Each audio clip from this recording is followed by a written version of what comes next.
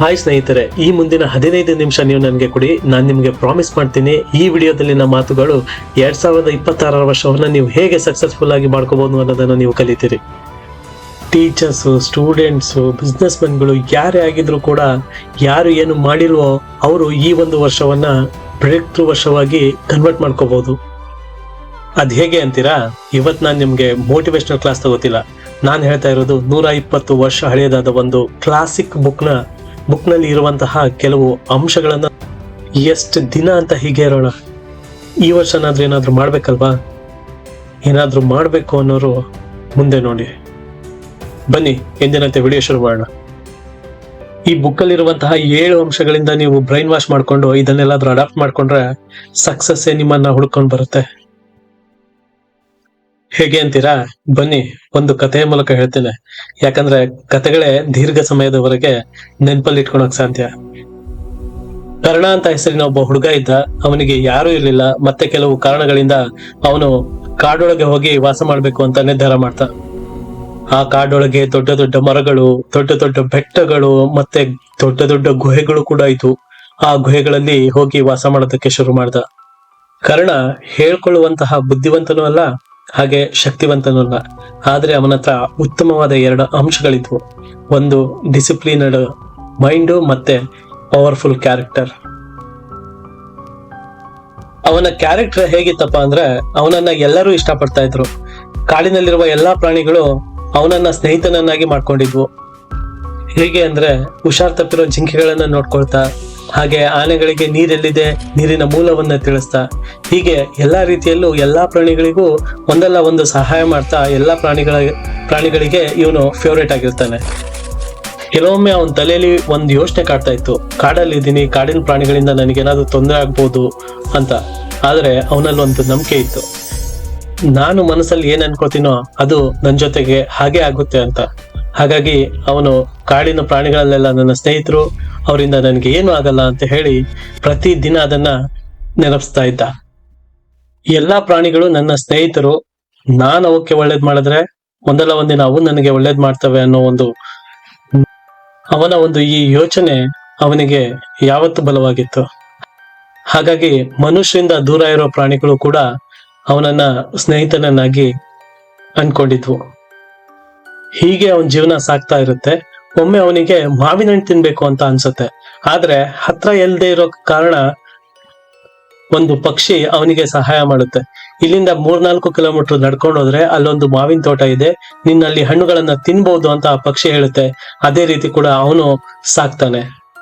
3-4 kilometre ನಡೆದ್ಮೇಲೆ ಅವನು ಮಾವಿನ ತೋಟದೊಳಗೆ ಹೋಗ್ತಾನೆ. ಅಲ್ಲಿ ಸ್ವಾದಿಷ್ಟ ಹಣ್ಣುಗಳು ಇರ್ತವೆ.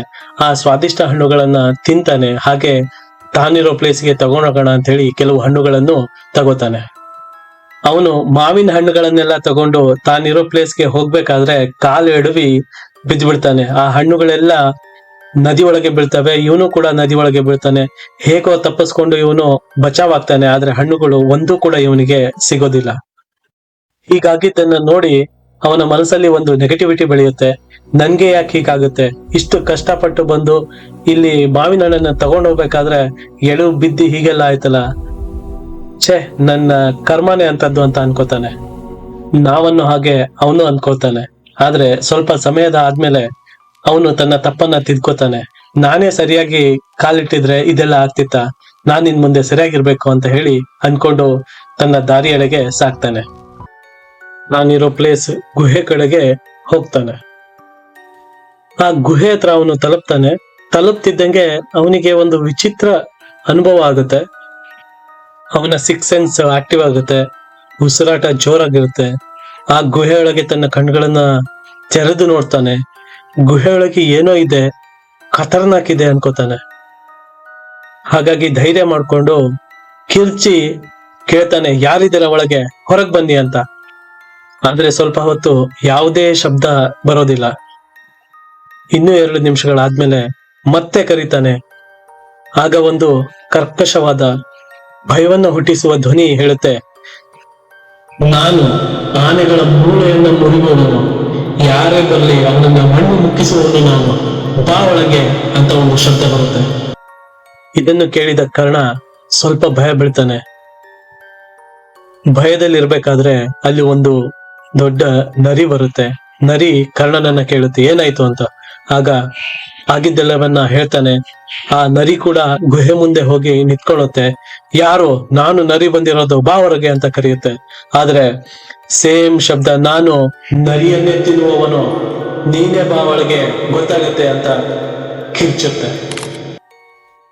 ಆ ಧ್ವನಿಯಿಂದ ಹೆದರಿದ ನರಿ ಕರ್ಣನಿಗೆ ಹೇಳುತ್ತೆ, ನನಗಿಂತ ಬಲವಾದದ್ದವನನ್ನ ನಾನು ಕರ್ಕೊಂಡ್ ಬರ್ತೀನಿ, ಇಲ್ಲೇ ಇರು ಅಂತ ಹೇಳಿ ನರಿ ಕಾಡೊಳಗೆ ಹೋಗಿ ತುಂಬಾ ಬಲಶಾಲಿಯಾದ ಆನೆಯನ್ನ ಕರ್ಕೊಂಡು ಬರುತ್ತೆ. ಆನೆ ಕೂಡ ಜೋರಾಗಿ ಹೊರಗಡೆ ಬರಲು ತಿಳಿಸುತ್ತೆ. ಆಗ ಆ ಗುಹೆಯಿಂದ ಆನೆಗೂ ಕೂಡ ಹಾಗೆ ಹೇಳುತ್ತೆ, ನಾನು ಆನೆಯ ಮೂಳೆಯನ್ನೇ ಮುರುವವನು, ನೀನೇ ಬಾ ಒಳಗೆ ಅಂತ ಜೋರಾಗಿ ಶಬ್ದ ಬರುತ್ತೆ. ಆನೆ ಕೂಡ ಆ ಶಬ್ದದಿಂದ ಹೆದರಿ, ನಾನು ನನ್ನನ್ನ ಮಣ್ಣಿಸಿದವನನ್ನ ಕರ್ಕೊಂಡ್ ಬರ್ತೀನಿ ಅಂತ ಹೇಳಿ ಕಾಡಿಗೆ ಮತ್ತೆ ಹೋಗುತ್ತೆ. ಕಾಡಿನಲ್ಲಿ ಈ ನರಿಯನ್ನ, ಆನೆಯನ್ನ, ಹುಲಿಗಳನ್ನ ಮಣ್ಣಿಸಿದಂತಹ ಒಂದು ಬಲಶಾಲಿ ಸಿಂಹವನ್ನ ಆನೆ ಕರ್ಕೊಂಡ್ ಬರುತ್ತೆ. ಆ ಸಿಂಹ ಬಂದು ಜೋರಾಗಿ ಗರ್ಜನೆ ಮೂಲಕ ಕೇಳುತ್ತೆ, ಯಾರಿದೆಯ ಆ ಗುಹೆಯಿಂದ? ಓ ಸಿಂಹ, ಈಗ ಬಂದೆಯ? ನಾನ್ ನಿನಗೆ ಕಾಯ್ತಾ ಇದ್ದೆ, ಬಾ ಒಳಗೆ, ಧೈರ್ಯ ಇದೆ, ತುಂಬಾ ದಿನದಿಂದ ನಿನ್ನನ್ನು ನಾನು ತಿನ್ಬೇಕು ಅನ್ಕೊಂಡಿದ್ದೀನಿ, ಬಾ ಅಂತ ಶಬ್ದ ಬರುತ್ತೆ. ಆ ಕರ್ಕಶ ಶಬ್ದಕ್ಕೆ ಹೆದರಿದ ಸಿಂಹ ಈ ಗುಹೆಯೊಳಗೆ ಇರುವಂತದ್ದು ಸಾಮಾನ್ಯ ಪ್ರಾಣಿ ಅಲ್ಲ, ನಮ್ಮನ್ನೆಲ್ಲ ತಿನ್ನುವ ಪ್ರಾಣಿ ಅನ್ಕೊಂಡು ಹೆದರ್ಕೊಂಡ್ಬಿಡುತ್ತೆ. ಈ ಎಲ್ಲಾ ಪ್ರಾಣಿಗಳ ಮನಸ್ಸಲ್ಲಿ ಒಂದೇ ಕಾಡ್ತಿರುತ್ತೆ, ಈ ಗುಹೆಯೊಳಗಿರುವಂತಹ ಪ್ರಾಣಿ ಮನುಷ್ಯ ಇರ್ಬೋದು. ಯಾಕಂದ್ರೆ ಮನುಷ್ಯ ಎಲ್ಲಾ ಪ್ರಾಣಿಗಳನ್ನ ಸೋಲ್ಸಿರುವಂತಹವನು, ಹಾಗಾಗಿ ಅವನ್ ಇರ್ಬೋದು ಅಂತ ಇವರಿಗೆ ಭಯ ಕಾಡೋದಕ್ಕೆ ಶುರುವಾಗುತ್ತೆ. ಹಾಗಾಗಿ ಈ ಗುಹೆಯೊಳಗೆ ಹೋಗೋದಕ್ಕೆ ಯಾವ ಪ್ರಾಣಿಗೂ ಧೈರ್ಯ ಸಾಲಲ್ಲ. ಎಲ್ಲಾ ಪ್ರಾಣಿಗಳು ಗುಹೆ ಮುಂದೆ ಸುಮ್ಮನೆ ನಿಂತ್ಕೊಂಡಿರ್ತವೆ. ದೂರದಿಂದ ಇವೆಲ್ಲವನ್ನ ನೋಡ್ತಿದ್ದಂತಹ ಒಂದು ಕಪ್ಪೆ ಗುಹೆ ಮುಂದೆ ಬರುತ್ತೆ. ಆ ಪ್ರಾಣಿಗಳಿಗೆ ಹೇಳುತ್ತೆ, ತಡೀರಿ, ನಾನು ಈ ಗುಹೆಯಲ್ಲಿರುವಂತಹ ಪ್ರಾಣಿ ಯಾವುದು ಅಂತ ನೋಡ್ತೀನಿ ಅಂತ.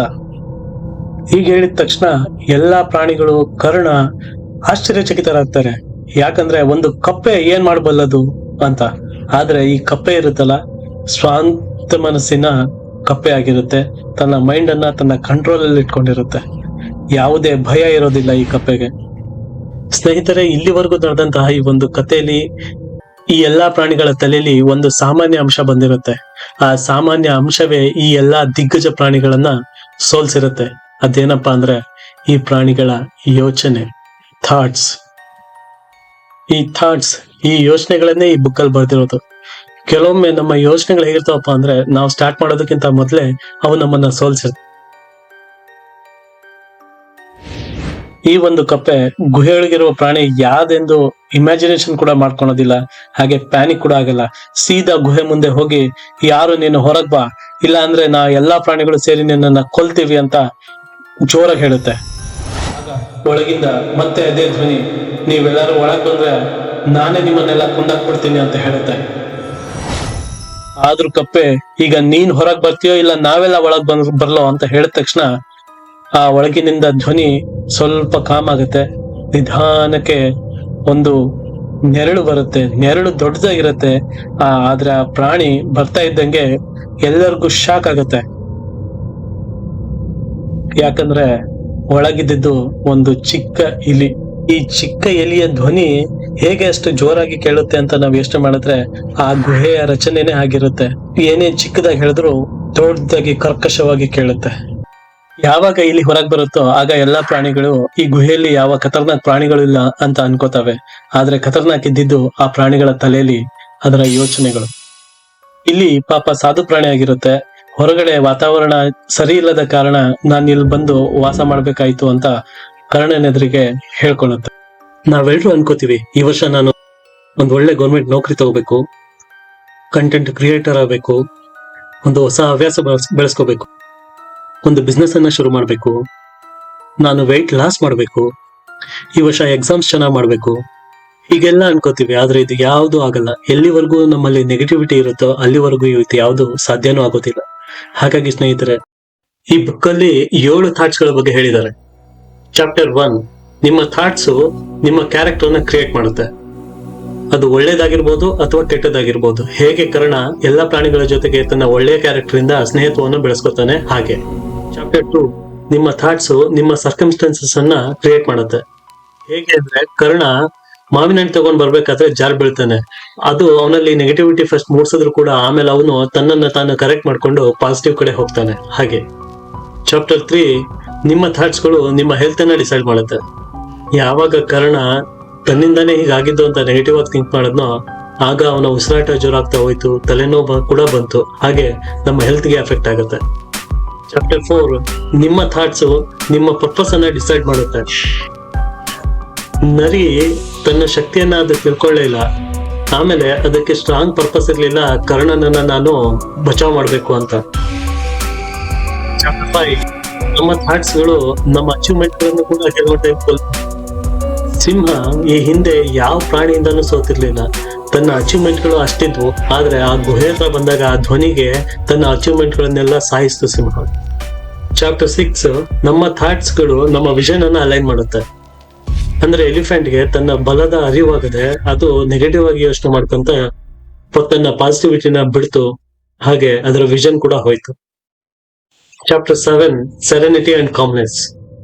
ಕಪ್ಪೆ ನೋಡಿದ್ರಲ್ಲ, ಅದು ಪಾಸಿಟಿವ್ ಆಗು ಥಿಂಕ್ ಮಾಡ್ಲಿಲ್ಲ, ನೆಗೆಟಿವ್ ಆಗು ಥಿಂಕ್ ಮಾಡ್ಲಿಲ್ಲ. ಆದ್ರೆ ಅದರ ಮೈಂಡ್ ನ ಕಾಮಾಗಿ ಇಟ್ಕೋತು, ಕಾಮಾಗೆ ಅದನ್ನ ಡೀಲ್ ಮಾಡ್ತು, ಹಾಗೆ ಸಾಲ್ವ್ ಕೂಡ ಮಾಡ್ತು. ಕೆಲವರು ದೂರ್ಕೋತೀವಿ, ನನ್ನ ಹತ್ರ ದುಡ್ಡಿಲ್ಲ, ನನ್ನ ಹತ್ರ ರಿಸೋರ್ಸಸ್ ಇಲ್ಲ, ಅದಿಲ್ಲ ಇದಿಲ್ಲ ಅನ್ಕೋತ. ಆದ್ರೆ ನಮ್ಮ ಹತ್ರ ಇರೋ ಒಂದು ಅಮೂಲ್ಯವಾದ ತಿಂಗನ್ನೇ ಬಿಟ್ಟಿರ್ತೀವಿ, ನಮ್ಮ ತಲೆ. ಅದನ್ನ ನಾವು ವರ್ಕ್ ಮಾಡೋದಕ್ಕೆ ಬಿಡೋದೇ ಇಲ್ಲ. ಅವರು ಇವರು ಅನ್ಕೊಳೋದಕ್ಕಿಂತ ನಾವ್ ಏನ್ ಅನ್ಕೋತಾ ಇದೀವಿ ಅನ್ನೋದು ಮುಖ್ಯ ಆಗುತ್ತೆ. ಸೊ ಏನಾದ್ರೂ ಸ್ಟಾರ್ಟ್ ಮಾಡ್ಬೇಕು ಅಂತಿರೋರು ಸ್ಟಾರ್ಟ್ ಮಾಡಿ, ತಾನೇ ದಾರಿ ಸೃಷ್ಟಿ ಆಗುತ್ತೆ. ಆ ದಾರಿಲಿ ನಡೀರಿ. ಚಾನೆಲ್ ಅನ್ನ ಸಬ್ಸ್ಕ್ರೈಬ್ ಮಾಡೋದು ಮರಿಬೇಡಿ ಪ್ಲೀಸ್. Thank you.